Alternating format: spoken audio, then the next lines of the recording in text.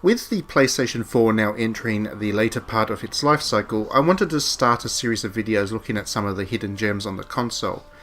There have been so many games released on the PlayStation 4 over the years, as many as a dozen a week really, so keeping up with all of them can be a challenge. I'm sure a lot of people have missed games that they would have otherwise loved, especially in the indie space, so every so often I will do a video to highlight one of those hidden gems.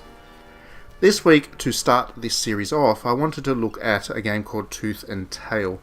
Now, Tooth and Tail was released on September 12, 2017, and it's certainly one that I missed for one reason or another, and I don't even remember how I discovered it recently, but I came across it on the PlayStation 4 store, obviously, found myself buying it, and I found myself spending a lot of time with it because I really do enjoy it. Tooth and Tail is a simplified real-time strategy RTS. We've seen quite a few efforts at doing this in recent years, from Mushroom Wars to Bad North, Crush Your Enemies, Element, and so on. It makes sense to develop a simplified RTS, and it makes sense that those would be in demand at the moment because people who don't have a lot of time to sit down for hours at a time slowly mastering what a complex RTS offers might still want to play a game in the genre, especially if they grew up with it. So the trick is to find a way to give people the experience of an RTS while allowing them to play it in short bursts of time and not requiring them to spend too much time in it in one go, not requiring them to spend too much time learning how to play it and so on and so forth. Of the many attempts at doing that, I've got to say that Tooth and Tail has proven to be one of the better efforts, if not the best, at finding the balance between the RTS experience and a simplification or accessibility that I've come across. Tooth and Tail really streamlines the action right down. You start a stage with a number of farmers working fields around a windmill. Those farmers automatically generate resources at a set rate, so if you want more resources you simply need to build more farms and find new windmills to build farms on, because the farms have to be immediately adjacent to a windmill. Once you are accumulating resources at a good clip, the next step is to start building unit buildings. You can take up to 6 different types of unit into battle. Each one is summoned from a different building. There's a couple of dozen different options which you select at the start of the game before a match actually starts. Once you've paid for those buildings, once they're built in your area, they automatically generate units. So basically the game offers all the strategic side of the RTS. You need to choose which buildings you want to build and what mix of units that you want to take into battle. But it removes the micromanagement. There's no need to actually build the units individually or make sure that the buildings are producing them. All of that happens automatically in the background. In fact, once you've built yourself a nice number of unit buildings, the only thing you then need to concern yourself with is moving your general around and then commanding the units to move to that general's position. The way that the game is structured means that you never need to concentrate on sending units in different directions. At most, you'll want to leave one type of soldier close to your base to defend it in the event of an attack, while you direct all the other units to follow you around and attack the enemy. Once the action has escalated to its peak at Tooth and Tail, that action is very fast and quite brutal. Basically, everything is designed around doing damage quick and then dying even more quickly. The rhythm in combat is very much around who can build the biggest flood of flesh to send into the slaughterhouse. Now, I know that might sound really simple, but because there's such a wide range of units, There's some real strategy involved, first in the setup before each match starts, and then in the way that you leverage those units in battle, because some have very definite strengths against others, and certain units cost more resources. There's the ability to build healing units and so on and so forth. So the strategy is there, and the dynamic combat is really exciting to watch play out. So it's fast strategy, it's quick thinking, quick reacting, all of that kind of stuff. Matches are designed to be over very quickly too. It only takes a couple of minutes of play for your farms to wither, which means they're basically tapped out of resources, and they'll stop producing more resources in the future. So you've got to be constantly pushing for victory, constantly looking for new windmills to build bases, and each new windmill will bring you closer to the enemy's core base and all of that kind of stuff.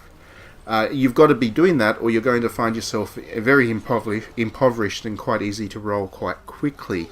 There are a couple of defensive buildings in Tooth and Tail, because what would a strategy game be without turrets and stuff?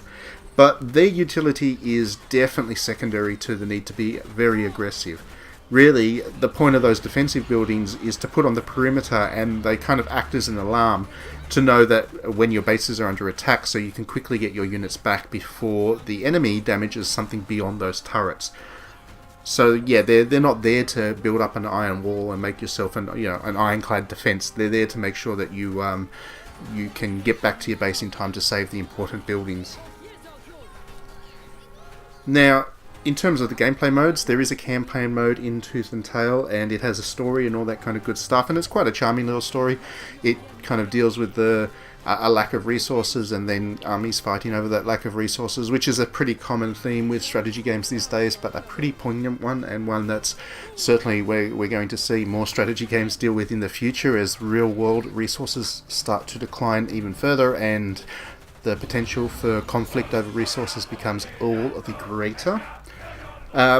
But to be honest, I found the most enjoyment in simply playing skirmishes against the AI, because levels are randomly generated, meaning that each battle has a different look. There's a couple of different environments to fight over and all that kind of stuff. And the AI certainly gets the aggressive side of the gameplay down pat. Matches are fast, furious, and over quickly, one way or the other.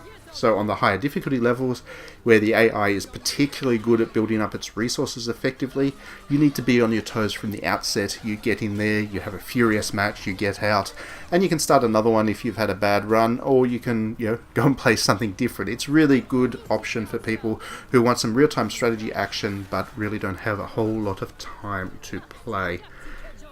And it's on top of being a challenging game in places in terms of the ability of the AI, and on top of being a fast and furious and quite tense strategy game, it's also quite charming just in general, because the pixel characters that represent the generals are colourful and have colourful personalities. There are 4 factions in the game, each one has its own type, and you'll have your favourite almost immediately. The units themselves are a little bit smaller on the screen, as you can probably see, but they all have there are dozens of different designs, and they are wildly different to one another. So when the skirmishes get really big, with 24 or so characters on either side, that combat is a delightfully chaotic mess. And there's a lot of blood and stuff and all that kind of cool stuff as well. So it has, but it's all very cartoony, of course. It's none of this game. This game does not take itself particularly seriously, so you can sit back and kind of enjoy it for the nonsense that it is. And because matches are over so quickly, once again, it's easy to sit down and play for short bursts and really enjoy the art and the characters and all that kind of stuff if you'd rather. Or if you get really into it, the just play one more match can really kick in, and you can find yourself playing this for hours at a time. Now, Tooth and Tail, for all its merits, is not a classic. It's not going to be remembered as a great piece of video game design. It's not going to be something that people are still playing 20 years down the track. But for what it is, it's a delight, and for time-strapped real-time strategy fans, it's a perfect way for them to enjoy the core of their favourite genre, the heart and soul of it, without having to dedicate the time that the genre generally demands. Of course, as an older, now quite niche game, the online community has basically disappeared, or I just never managed to get a match, so that online play isn't really an option as such anymore. But it's also quite cheap, so if you have another fan, a friend who's also a fan of the real-time strategy game, it's easy. You can both get yourselves a copy and play whenever you like, really. and so much the better. But you can just take on the AI if you'd rather, and it offers more than enough challenge in itself, because it's relatively simple and straightforward real-time strategy game. The AI just needs to know how to be aggressive, and like I said before in the video, it really does do that. So I hope you enjoyed the video. I hope if you are a fan of real-time strategy games and whatever, and you didn't know about this one, I've convinced you to take a look at it, because I really do think you will enjoy it.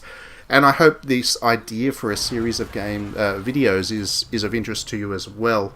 If you've got any other suggestions for hidden gems on the PS4 that you really love, that you'd recommend for me to have a look at and perhaps cover in this video series, do let me know in the comments. But otherwise, I will see you at the next video, and thanks as always for watching.